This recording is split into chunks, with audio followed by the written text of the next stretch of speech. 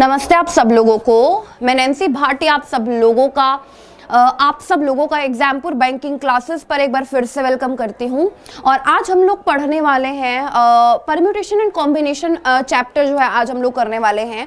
Permutation and combination के ना जो क्वेश्चंस हैं जो कि बिल्कुल आसान लेवल के होते हैं ना, जो बिल्कुल बेसिक कॉन्सेप्ट आप लोगों को सिखाते हैं, उस तरीके के जो क्वेश्चन है ना वो आपके पेपर में आते हैं। अगर मैं बात करूं आरबीआई ऑफिस अटेंडेंट 2021 या मैं बात करूं एसबीआई अप्रेंटिस 2021, तो दोनों पेपर में आ सकते हैं। और एसबीआई तो खास तौर पर इनका शौकीन है देने का question. Permutation combination and probability favourite है स्टेट बैंक ऑफ इंडिया का। तो इसलिए हम लोगों को ना ये जो चैप्टर है इसका बेसिक कॉन्सेप्ट जो है वो सही तरीके से पढ़ना पड़ेगा। बट एक काम मैं कर लेती हूँ, क्योंकि लास्ट आप लोगों का चैप्टर चल रहा था बोर्ड्स एंड स्ट्रीम, उसके आप लोगों के 3 से 4 क्वेश्चन रह गए थे। पहले आपको वो करा देती हूँ, फिर उसके बाद permutation and combination and probability का आपको मैं बेसिक बता दूंगी, और फिर उसके बाद हम लोग एक सेशन में प्रैक्टिस कर लेंगे तीनों का, फिर खत्म हो जाएगा चैप्टर। ठीक है, तो अभी हम लोग शुरू कर रहे हैं बोर्ड्स एंड स्ट्रीम चैप्टर के क्वेश्चन। बहुत अच्छे तरीके से आपको करा रही थी मैं, और 3 से 4 क्वेश्चन है, कर लो बोर्ड्स एंड स्ट्रीम, फिर फिनिश हो जाएगा। आप सबको आता होगा पेपर में। आ जाओ जरा आपको सिखा दूं मैं।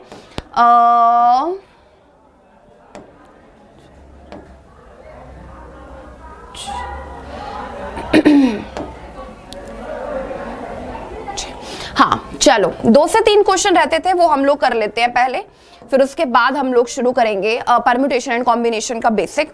अच्छा, सबसे पहले एक बात आप लोगों से मैं पूछना चाहूंगी। सबसे पहले आप सब लोग मुझे एक बात बताओ कि जो चैप्टर है बोर्ड्स एंड स्ट्रीम, उसमें आप लोगों को मैंने बहुत सारी बातें बताई थी, याद है सब लोगों को? याद है कि नहीं है? अरे इधर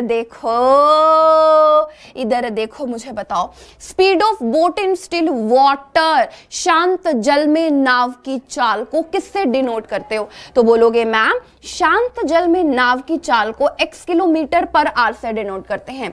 स्पीड ऑफ करंट या स्पीड ऑफ स्ट्रीम को किससे डिनोट करते हो? स्पीड ऑफ करंट या स्पीड ऑफ स्ट्रीम को डिनोट करते हैं y किलोमीटर पर आवर से। और इसमें टर्म यूज होती है क्या? डाउनस्ट्रीम और अपस्ट्रीम। अगर मैं बात करूं डाउनस्ट्रीम की तो सब लोग देख लो एक बार। अगर मैं बात करूं डाउनस्ट्रीम की तो डाउनस्ट्रीम का मतलब होता है धारा की दिशा में नाव की चाल। मैंने आपको बताया भी था। तो डाउनस्ट्रीम की स्पीड के बारे में अगर मैं बात करूं तो वो क्या होती है? x plus y kilometre per hour, x plus y kilometre per hour. और अगर मैं अपस्ट्रीम की स्पीड के बारे में बात करूं तो अपस्ट्रीम की स्पीड होती है x minus y kilometre per hour. Upstream की स्पीड होती है x minus y kilometre per hour. ये सबको आता है, ये सबको पता है, इसलिए इसमें कोई टेंशन की बात भी नहीं है। ठीक है, तो ये सारी जो चीजें हैं ना, ये हम लोगों को ध्यान रखनी है। उसी बेसिस पर आपको मैं क्वेश्चन करा रही हूँ। सब लोग इधर देखेंगे और बातें नहीं करेंगे तो मैं डंडे मारूंगी मैं, अगर तुम मुझे बातें करते हुए दिखाई दिए। इधर देखो, चलो इधर तो देखो, आ जाओ। इस क्वेश्चन को पढ़ेंगे पहले ध्यान से, ठीक है, फिर उसके बाद हम लोग देखेंगे इसको किस तरीके से हमें करना है। इधर देखो क्या लिखा हुआ है। A man can swim at the rate of 4 kilometre per hour in still water. इस लाइन को ध्यान से पढ़ना। देखो, आप लोग जब भी बोट्स एंड स्ट्रीम चैप्टर कर रहे हो ना, ध्यान से सुनो मेरी बात को, आपको एक्स वाई को पहचानना बहुत ज्यादा जरूरी है। अगर आप पहचानते हो तो बहुत अच्छी बात है आपके लिए। इधर देखो पहले, अ man can swim at the rate of 4 kilometre per hour in still water. इसको किससे डिनोट करेंगे? हम लोग एक्स से डिनोट करेंगे, सबको पता है। एक्स इज इक्वल टू आपको गिवन है 4 kilometre per our. X given है आपको 4 किलोमीटर पर आवर। आगे लिखा हुआ है, if the speed of water को किससे डिनोट करते हैं? स्पीड ऑफ वाटर या स्पीड ऑफ करंट को किससे डिनोट करते हैं? y से। स्पीड ऑफ वाटर या स्पीड ऑफ करंट क्या होगा? 2 किलोमीटर पर आवर। क्या होगा? 2 किलोमीटर पर आवर। आगे क्या बोल रहा है? Then the time taken by him to swim 10 kilometre upstream. तो कह रहे 10 किलोमीटर अपस्ट्रीम जाना है, उसमें कितना समय लगेगा? तो इधर देखो, जाना कहां है? 10 किलोमीटर अपस्ट्रीम जाना है, कितना समय लगेगा? आपको स्पीड किसकी चाहिए होगी? अपस्ट्रीम की स्पीड। अपस्ट्रीम की स्पीड कैसे फाइंड करोगे? ध्यान से देखो, आपको x की वैल्यू गिवन है, आपको y की वैल्यू गिवन है, तो अपस्ट्रीम की स्पीड कैसे फाइंड करते हैं? x minus y. तो 4 में से 2 माइनस करते हैं, 2 आ जाएगा। टाइम फाइंड करना है, 10 के बाय में आ आ जाएगा 2, तो कितना आ जाएगा, ये आ जाएगा 5R। कितना आ जाएगा 5R। बहुत शानदार क्वेश्चन और बहुत ही अच्छा क्वेश्चन है। सी ऑप्शन इसका आंसर हो जाएगा 5 घंटे 5R। इसी के साथ हम लोग चलते हैं अगले क्वेश्चन की तरफ। 30 सेकेंड आप लोगों को दूंगी, फिर आप लोग मुझे करके दिखाओगे कि हम लोग को किस तरीके से वो क्वेश्चन जो है करना है। ठीक है, आ जाओ, चलो आ जाओ आ जाओ आ जाओ। इस क्वेश्चन को पढ़ेंगे सब लोग बड़े प्यार से। 30 सेकंड का समय दे रही हूं, जल्दी से मुझे आंसर बताएंगे सब लोग। 30 सेकंड का समय आप सब लोगों के पास, करके दिखाओगे इसे, जल्दी से मुझे करके दिखाओगे सब लोग। किलोमीटर पर आ रहेगा ये, ठीक है।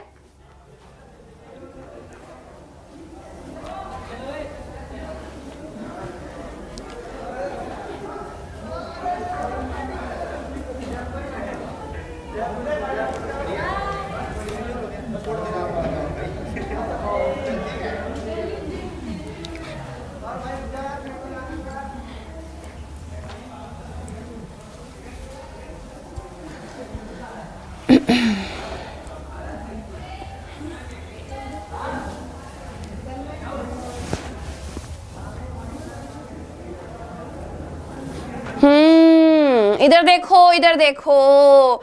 ये ना आप लोग जब पढ़ते हो ना इसको, तो आपको पहचानना है। सुन रहे हो मेरी बात को?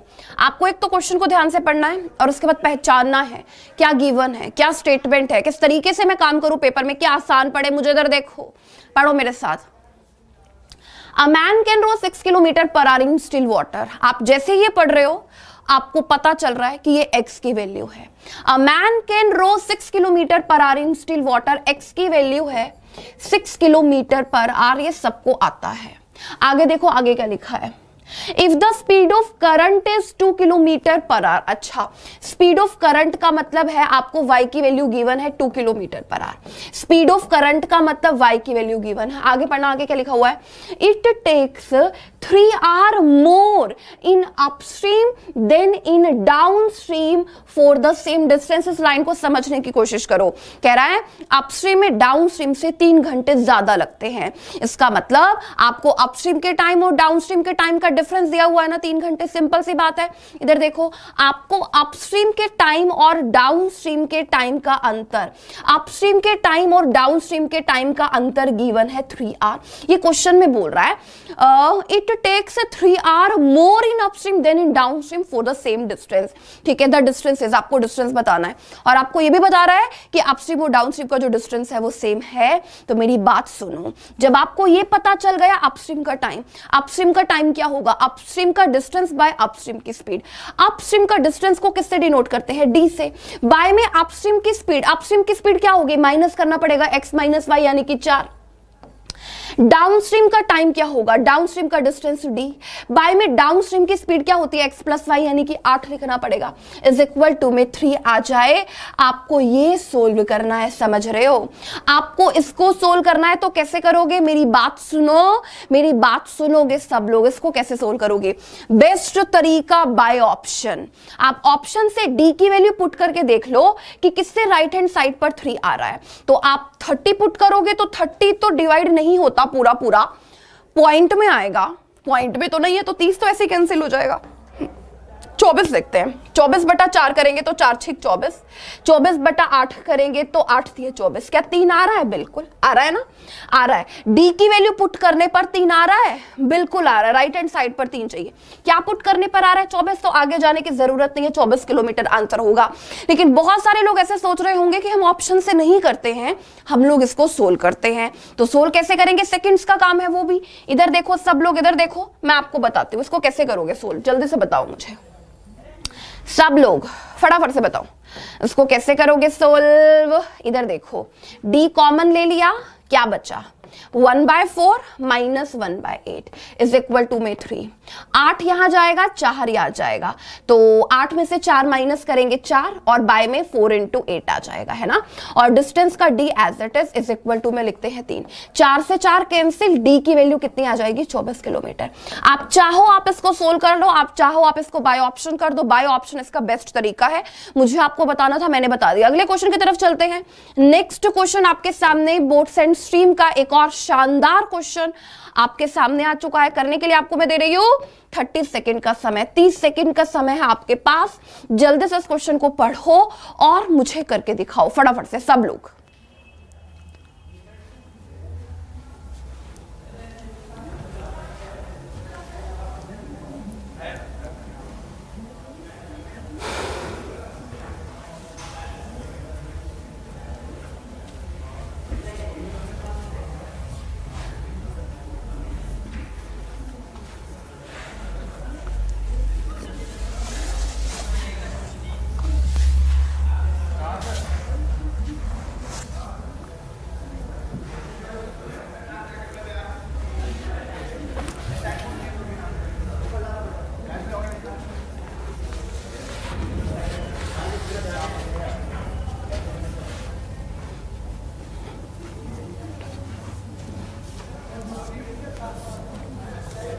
शानदार क्वेश्चन है, बहुत अच्छा क्वेश्चन और पूरा का पूरा लेवल आपका डिफाइन करा है बोर्ड साइंस स्ट्रीम का। बहुत ही शानदार क्वेश्चन, ध्यान से करते हैं। आ जाओ आ जाओ, करें हम लोग इसको। अच्छा मुझे ये बताओ, the speed of current, current की स्पीड गिवन है, इसका मतलब क्या गिवन है आपको जल्दी से बताना। स्पीड ऑफ करंट गिवन है, क्या गिवन है बताओ। स्पीड ऑफ करंट गिवन है, बोलोगे मैम इसका मतलब y की वैल्यू गिवन है 5 किलोमीटर पर आवर, है ना, y की वैल्यू। अच्छा उसके बाद सीखो, उसके बाद क्या लिखा हुआ है। A motor boat goes 10 kilometre upstream, 10 kilometre upstream जाती है and back again to the starting point, और वापस स्टार्टिंग पॉइंट पर आ जाती है। कितना समय लगता है? 50 मिनट का, 50 मिनट का। तो आपसे क्या बोल रहा है, the speed of the motor boat in still water is, motor boat की स्पीड बतानी है आपको स्टिल वाटर में। Speed of motor boat in still water का मतलब है आपको x की वैल्यू बतानी है, आपको x की वैल्यू बतानी है। तो बता सकते हो, जल्दी बताओ, बता सकते हो? नहीं, इधर देखो मेरी बात सुनो। 10 kilometre upstream, 10 kilometre downstream, total time लग रहा है 50 मिनट का। कंडीशन बन गई ना, क्या कंडीशन बन गई? अपस्ट्रीम का टाइम और डाउनस्ट्रीम का टाइम 50 मिनट है। आर में चेंज करते हैं, 50/60 लिखते हैं। अपस्ट्रीम का टाइम क्या होगा? अपस्ट्रीम का डिस्टेंस 10 बाय में अपस्ट्रीम की स्पीड, अपस्ट्रीम की स्पीड क्या होती है? x - y, तो x - 5। डाउनस्ट्रीम का डिस्टेंस 10, डाउनस्ट्रीम की स्पीड क्या होगी? x + 5 इज इक्वल टू में क्या होगा? 0 से 0 कैंसिल करते हैं, 5/6। आपको अपने माइंड से सोचना है इसको किस तरीके से करें, जल्दी से मुझे बताओ। इसको हम लोग कैसे करें, फटाफट से बताओ। x की वैल्यू फाइंड करनी है, इसका मतलब आपको ये सारी x की वैल्यू गिवन है। आप कौन सी वैल्यू पुट करो कि राइट हैंड साइड पर 5/6 आ जाए। आप x के प्लेस पर कौन सी वैल्यू पुट करोगे कि राइट हैंड साइड पर 5/6 आ जाए। अगर आप 20 पुट करते हो, 20 में से 5 माइनस करोगे 15, तो 10/15, तो 5 दूनी 10, 5 तिया 15, 2/3। 15 + 5 20 होगा, 20 है ना x की वैल्यू। 20 + 5 25, 10/25। 5 दूनी 10, 5 5 25। क्या आ रहा है? क्या 5/6 आ रहा है? 5/6 तो नहीं नजर आ रहा।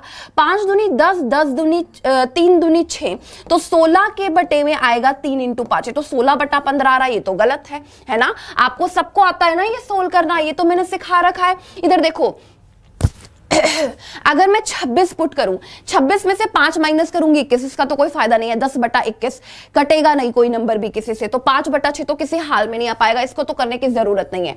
सी ऑप्शन देखो 25, 25 में से 5 माइनस करेंगे आ जाएगा 20, तो 10/20 यानी कि 1/2। उसके बाद 25 में 5 प्लस करेंगे 30, 10/30 यानी कि आ जाएगा 1/3। तो 1/2 + 1/3 को सोल्व करो, आ रहा है 5/6, आ रहा है, बिल्कुल आ रहा है ना।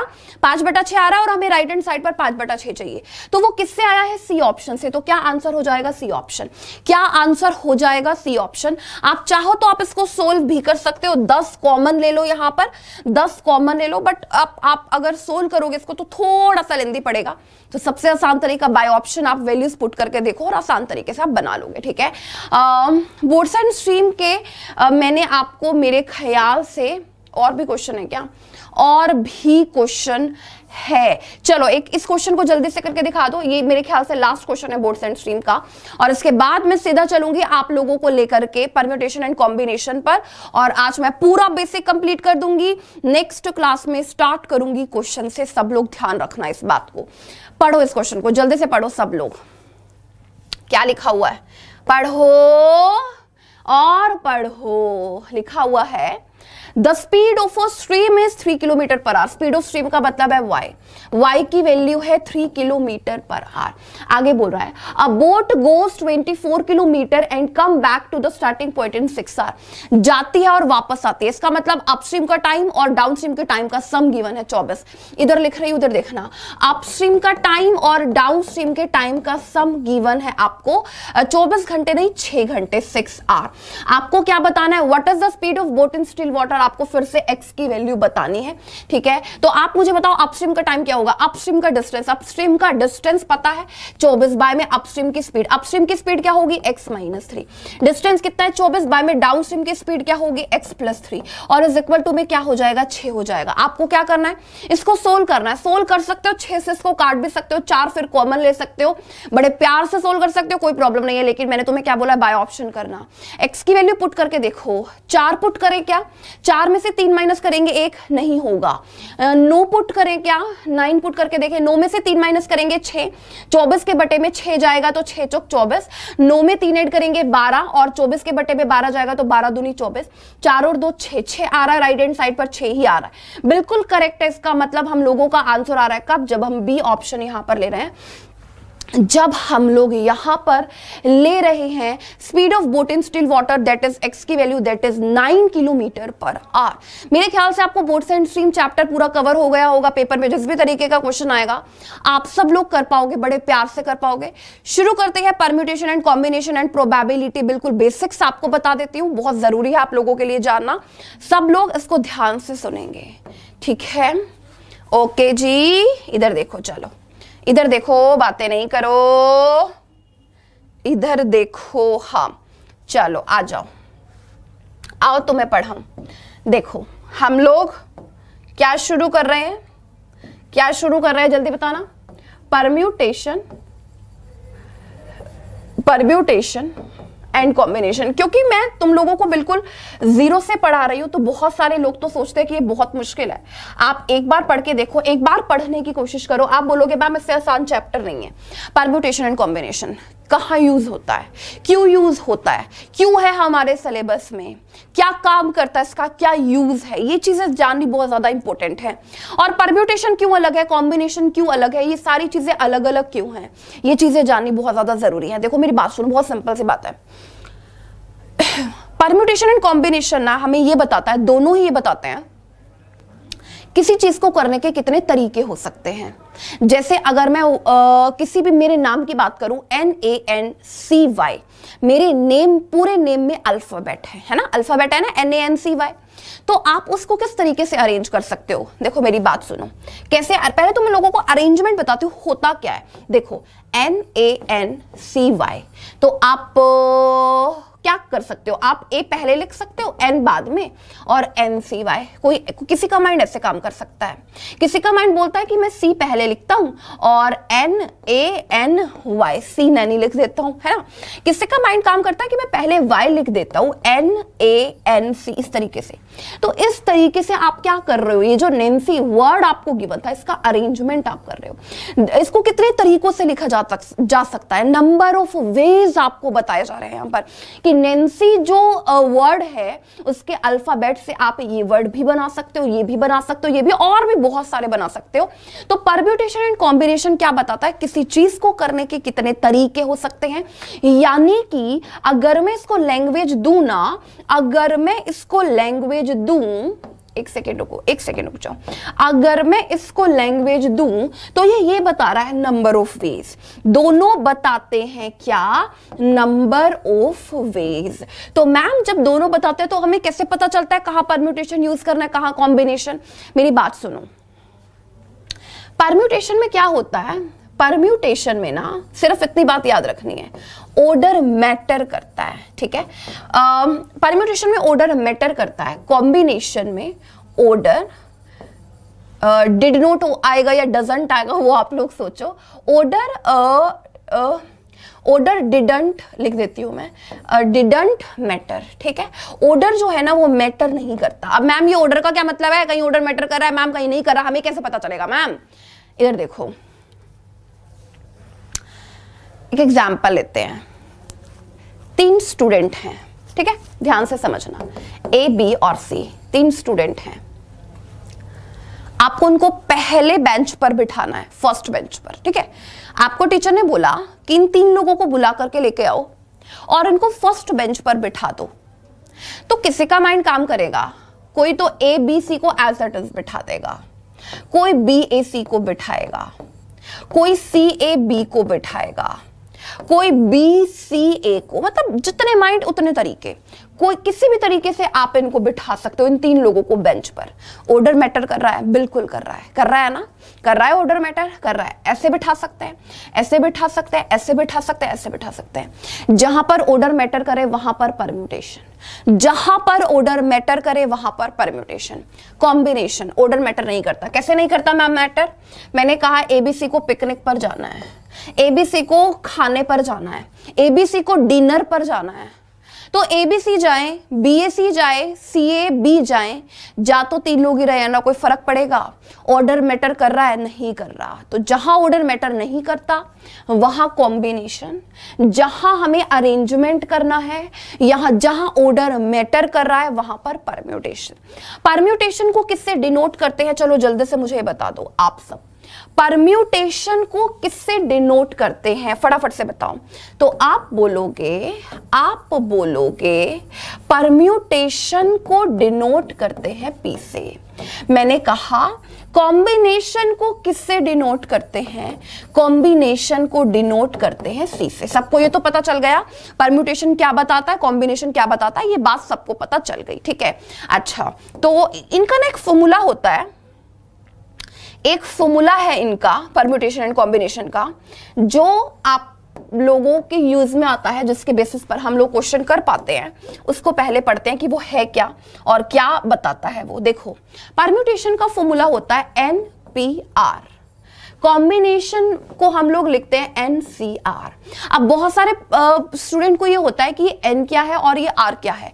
P तो परम्यूटेशन हो गया, C कॉम्बिनेशन हो गया। तो क्या फॉर्मूला बनता है कि किस तरीके से हम लोग लिखते हैं, इधर समझो। NPR का मतलब है, NPR का मतलब है n फैक्टोरियल बाय में n माइनस r फैक्टोरियल, है ना। n factorial by n minus r factorial. n क्या है?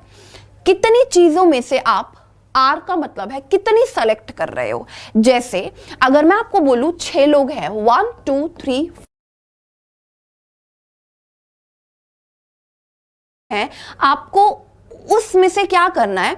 उसमें से आपको 4 लोगों को उठाना है और 4 लोगों को बिठाना है, ठीक है। तो आप क्या बोलोगे कि मैम 6 लोग हैं, 4 लोगों को सिर्फ सेलेक्ट करके अरेंज करना है। तो मैम एक काम करते हैं, कितने लोग हैं, कितने नंबर हैं? 6। कितने लोगों को सेलेक्ट करना है? 4।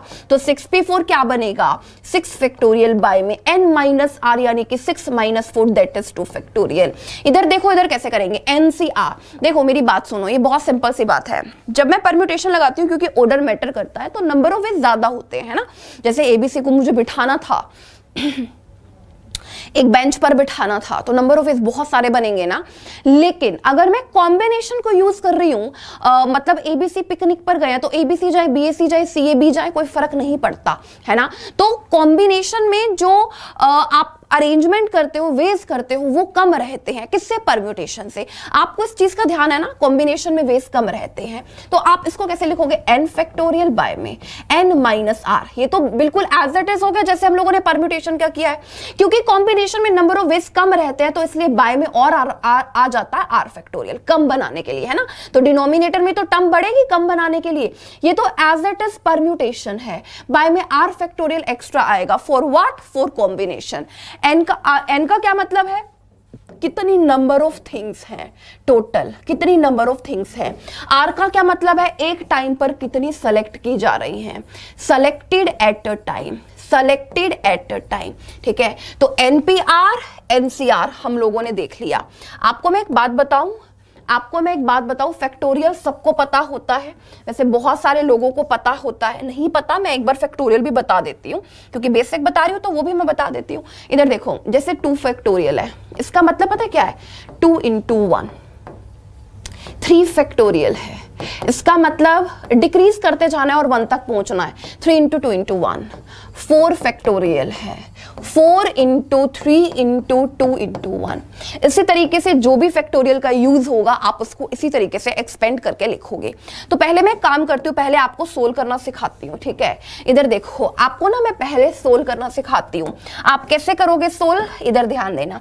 देखो जैसे अभी मैं सिर्फ परम्यूटेशन बताती हूँ पहले। 6p3 है ना, 6p3 की 6 टोटल है, उसमें से आपको 3 सेलेक्ट करनी है। तो आप क्या करोगे, फॉर्मूला लगाओगे। तो कैसे लगाओगे फॉर्मूला, जरा मुझे बताओ। ऊपर लिखोगे n फैक्टोरियल, बाय में n माइनस r यानी कि 6 माइनस 3 3 फैक्टोरियल।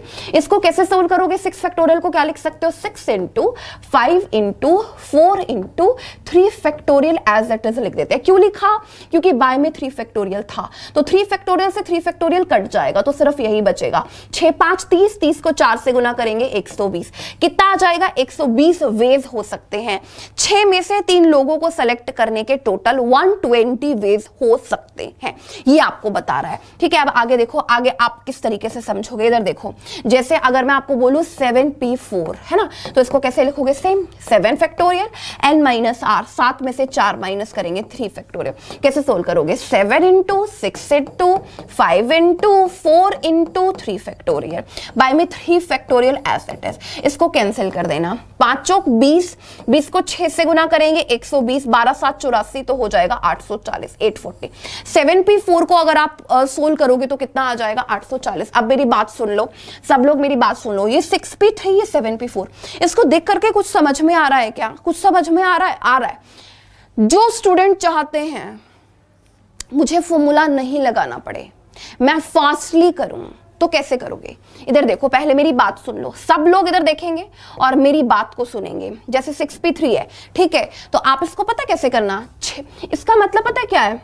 देखो हमेशा क्या हो रहा है, जब आपने 6p3 को फॉर्मूले में पुट किया तो 6 फैक्टोरियल बाय 3 फैक्टोरियल, आपने 6 फैक्टोरियल को 6 into 5 into 4 into 3 factorial bye 3 factorial, तो ये कैंसिल हो जाता है, सिर्फ यही बचता है ना, क्या, 6 इंटू 5 इंटू 4। इधर देखो 7p4 को जब आप एक्सपेंड कर रहे हो तो सिर्फ इतना बचा, 7 इंटू 6 इंटू 5 इंटू 4, बाकी सारा कैंसिल। तो मैम इससे क्या बात पता चल रही है, आप क्या बताना चाह रहे हो, इससे मैं ये बताना चाह रही हूँ कि आप सेकंड्स में कर सकते हो। कैसे, 6 को 3 बार तक एक्सपेंड करना है, कैसे, 6 इंटू 5 इंटू 4, खत्म। 7 को 4 बार तक एक्सपेंड करना है, अगर p लिखा हुआ आ जाए परम्यूटेशन, 7 को 4 बार तक करेंगे तो 7 इंटू 6 इंटू 5 इंटू 4, फिनिश। आप चाहो फॉर्मूले में पुट करके अपना पूरा टाइम वेस्ट करो, कोई आपको कुछ नहीं कहेगा। आप चाहो तो आप ये बात समझ सकते हो जो मैं आपको समझा रही हूं। इधर देखो, अब इसको रब कर देती हूं, ठीक है। एक दो और एग्जाम्पल लेते हैं ताकि आपको क्लियर हो जाए, फिर मैं आपको कॉम्बिनेशन भी समझा दूंगी, ठीक है। अच्छा, अब इधर देखो सब लोग, मैं किसकी बात कर रही थी, परम्यूटेशन की ना। इधर देखो, आपको 8p2, ठीक है, ये नजर आ रहा है मान लो, और यहां पर मैं लिख देती हूँ 9p3, ठीक है। तो आप कैसे करोगे, आप चाहो तो फॉर्मूले में पुट कर लो जैसे अभी मैंने किया था, नहीं चाहो तो आप ऐसे कर लो, 8 को 2 बार तक एक्सपेंड करना है, सिर्फ 8 इंटू 7, आंसर आ जाएगा 56। आपको 9 को 3 बार तक एक्सपेंड करना है, 9 इंटू 8 इंटू 7, कितना आ जाएगा, 56 इंटू 7, इसको देखना कितना आएगा, 7 6 42 का 2 कैरी 4, 35 और 4 आ जाएगा 392। समझ में आया बात, पक्का समझ में आया होगा, मुझे पक्का पता है, तो लोगों को समझ में आ गया होगा। 2 एग्जाम्पल और लेती हूँ, फिर और ज्यादा तुम्हें क्लियर हो जाएगा। देखो जैसे आपको बोला 11 लोग हैं टोटल, 11 में से 3 को सेलेक्ट करने के कितने वेज हो सकते हैं, तो आप बोलोगे मैम 11 इंटू 10 इंटू 9, 11 को 3 बार तक, तो 11 इंटू 10 इंटू, तो 110 इंटू 9, तो कितना आ जाएगा, 990 वेज हो सकते हैं, 990। एक और एग्जाम्पल लेती हूं, जैसे अगर मैं आपको बोलूं 7p2, 7 में से टोटल 2 चीजें सेलेक्ट करनी है, तो कितने वेज हो सकते हैं, तो 7 को 2 बार तक, 7 इंटू 6, 7 को 6 से गुना करेंगे तो 42, तो आंसर कितना आएगा 42। समझ रहे हो, अगर परम्यूटेशन आता है तो आपको इस तरीके से सोल्व करने की हिम्मत रखनी है। अब मैं बात करूंगी कॉम्बिनेशन की, तो पहले आप क्या करोगे, मेरी बात सुनो, आप पहले फॉर्मूले में वैल्यू पुट करके देखना, क्योंकि बेस समझना बहुत ज्यादा जरूरी है, ठीक है। पहले हम लोग फॉर्मूले में वैल्यू पुट करके सीखेंगे, फिर उसके बाद हम लोग उसका क्या तरीका निकलता है, शॉर्ट तरीका, फिर वो सीख लेंगे, ठीक है। चलो अभी इधर ध्यान दो, सब लोग इधर देखोगे। अभी मैं बात करूं अगर किसकी बात करूं मैं, कॉम्बिनेशन की, ठीक है। तो आप मुझे बताओ 7c 7C3, ठीक है, आपको मैं 30 सेकेंड का समय दूंगी। 7C3 और उसके बाद आ गया 6C4, ठीक है, इसको सोल्व करके दिखाओ पहले दोनों को। आप लोगों के पास टाइम है 30 सेकेंड का, दोनों को सोल्व करके दिखाओ जल्दी से, ठीक है।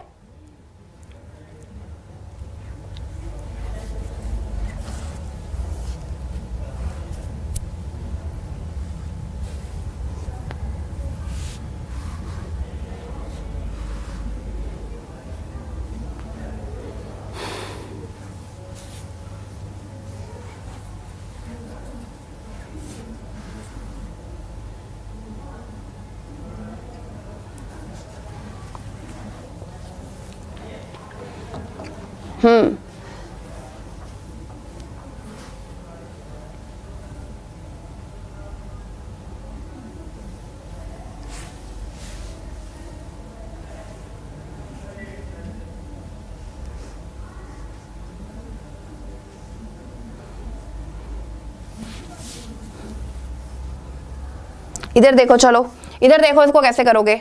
सब लोग इधर देखेंगे और बातें नहीं करेंगे। अच्छा मेरी बात सुनो, मैंने क्या बोला है, फॉर्मूले में पुट करना है भाई, फॉर्मूले में पुट करना। टेंशन क्यों लेते हो। 7C3 है, n फैक्टोरियल 7 फैक्टोरियल बाय में n minus r 7 minus 3 4 factorial. तो बाय में क्या आता है, r फैक्टोरियल एक्स्ट्रा रहता है तो 3 फैक्टोरियल, बस फिनिश। अब आप 7 को ओपन करो, 7 इंटू 6 इंटू 5 इंटू 4 फैक्टोरियल तक करोगे। क्यों, क्योंकि मुझे बाय में 4 फैक्टोरियल नजर आ रहा है ना, और 3 फैक्टोरियल भी है, तो 4 फैक्टोरियल से 4 फैक्टोरियल कैंसिल। 3 फैक्टोरियल ओपन करोगे तो 3 इंटू 2 यानी कि 6 से 6 कैंसिल कर देते हैं, कितना आ जाएगा 35। ये आप लोग कर सकते हो, ये सिर्फ फॉर्मूले में वैल्यू पुट करनी है, ठीक है। 6 से 4 अगर आप लोग करते हो तो आप क्या लिखोगे, 6 फैक्टोरियल बाय में 6 माइनस 4 2 फैक्टोरियल, और इनटू में r फैक्टोरियल यानी कि 4 फैक्टोरियल, ये लिखोगे, ठीक है, 4 फैक्टोरियल। इसको कैसे करोगे, वही सेम 6 इंटू 5 इंटू 4 फैक्टोरियल, और बाय में 4 factorial as it is, 2 factorial तो 2 ही होता है, तो 2 से इसको काट देते हैं तो कितना आ जाएगा, 15 आ जाएगा, ठीक है। तो मैंने आपको फॉर्मूले में पुट करके दिखा दिया कॉम्बिनेशन को कैसे सोल्व करना है, और इसका तरीका क्या बन सकता है ये आप लोग सोचना, फिर उसके बाद आपको मैं भी बता दूंगी, ठीक है। आज के लिए इतना ही, धन्यवाद आप सब लोगों को। नेक्स्ट सेशन में मिलूंगी, परम्यूटेशन, कॉम्बिनेशन एंड प्रोबेबिलिटी, पूरा चैप्टर कंप्लीट क्वेश्चंस के साथ, जितना आपके पेपर में आ सकता है उतना हम लोग एक लेक्चर में डिस्कस कर लेंगे, जो कि नेक्स्ट होगा, ठीक है। आज के लिए इतना ही, धन्यवाद आप सब लोगों को, बाय बाय, बाय बाय सब लोगों को।